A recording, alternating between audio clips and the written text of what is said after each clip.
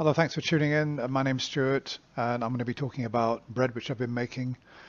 I was quite shocked recently when I looked at the ingredients list on the bread that I buy in the shop to find out exactly how many ingredients there is in bread, and it's just mind-boggling, really. Okay, there are some breads which have got fewer ingredients, but on the whole, there are, I think, too many ingredients in bread, too much sugar, too much salt.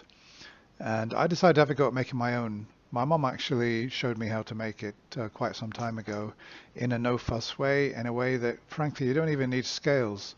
So I'm just going to show you how I make my bread, and maybe it will work for you as well. So I've just got a standard electric oven.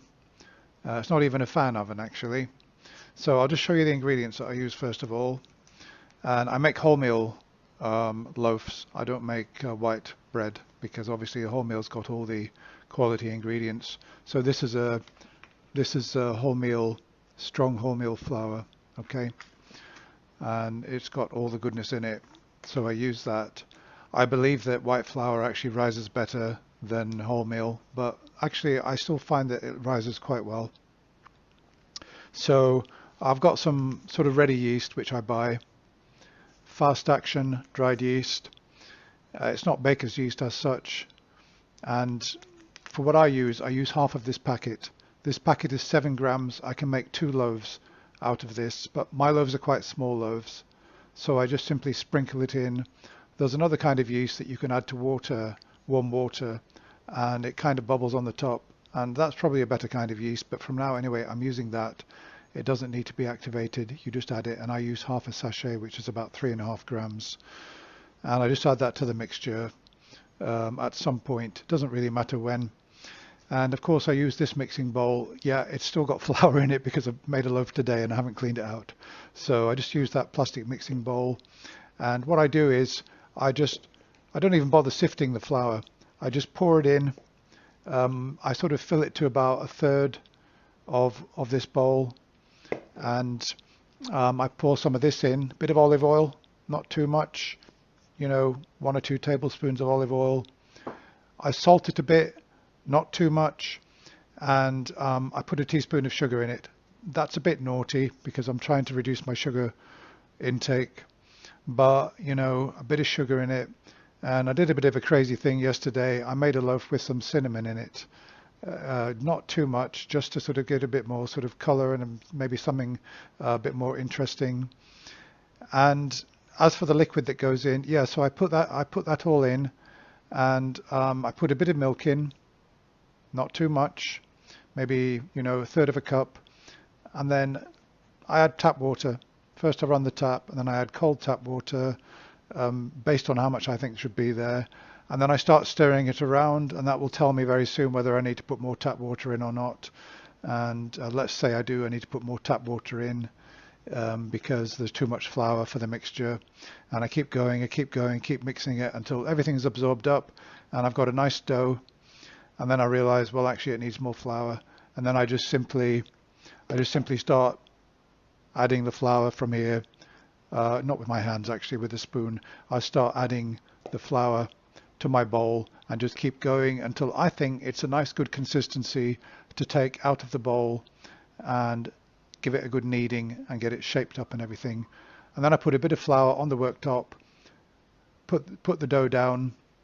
If it's still sticky, I put a bit more flour down, and I start kneading it, folding it over, kneading it, get lots of air into it, keep folding it over, kneading, and then when all that's done, it's got to be shaped. I tend to shape mine into a sort of a bit of a circle, maybe a little bit oval, and make sure that there are no sort of creases on it, and if necessary, knead it, roll it over again until it's a good pressed in shape, ready for baking, and just keep going and doing that. And then of course what I do is once it's ready and once it's the right shape, I then put it back in here, put some flour in first so it's not going to stick, and I put a hand towel over it, a clean hand towel, and I leave it overnight in a sort of warmish location, and I leave it, and in the morning invariably I find that whatever I've put into here is about 3 or 4 times the size when I wake up in the morning. Put the oven on in the morning on, let me see, 175 degrees C. I warm it up for about 15 minutes, and then I get the dough out. That's the tricky bit, hoping it hasn't stuck. I get it out. I've got a special thing that I use, utensil, for getting it out. And yeah, so basically it comes out, and I've got it then, and I just literally just put it onto the baking tray with this utensil. I mean, it's like a flip, this thing. I'm calling it a utensil. I should have it here. It's kind of round like this, and it's like a sort of flip that's slightly curved.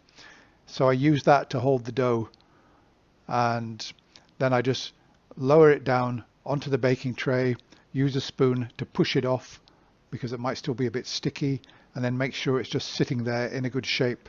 Okay. As for timings, I've found at 175 non-fan oven, I leave them for between 25 and 30 minutes, and then I take it out, and then I just let it sit, and I don't cut it until it's started to cool down quite a bit. I've got an example of what I've made in the last day. Yesterday I made this. Yeah, so this is a loaf which I've eaten already. It's small, it's not a big loaf, but like for me, if I live on my own, I don't really need very much. You can see from that it's not a bad consistency. Maybe it could have risen a bit more, but I assure you that is absolutely delicious. I mean, with butter on it, you don't need to put anything else on it. It's absolutely amazing, particularly when it's still warm out of the oven, or even, you know, within a few hours of that. I mean, I could eat all of that, and that is really, I'm really pleased with it. It's better than any wholemeal bread I've ever tasted from any bakery or any artisan shop, I'll tell you. And I've just made this, you see, I've just made it. There it is, hot out of the oven. I've just taken that out using the exact method that I've described. You don't even need to weigh anything. Just follow the instructions I've told you about. You can get the whole thing going in about 10 minutes and then leave it overnight. Pop it in. Hardly takes any time to make. Why would you bother buying bread from a shop, you know, when you can buy that? And that is, I mean, there it is. I'm really pleased with that. I'm looking forward to that one. I'm seeing my partner over the weekend, so I'm going to bring that to her as a treat. So yeah, there we are. That's how I make bread. And don't waste time buying bread from supermarkets. Of course, look, there are some bakers that make absolutely amazing bread, but this is a really good alternative. And maybe it will save you some money. And I just think it's really satisfying to eat. Okay, thanks for watching. Bye for now.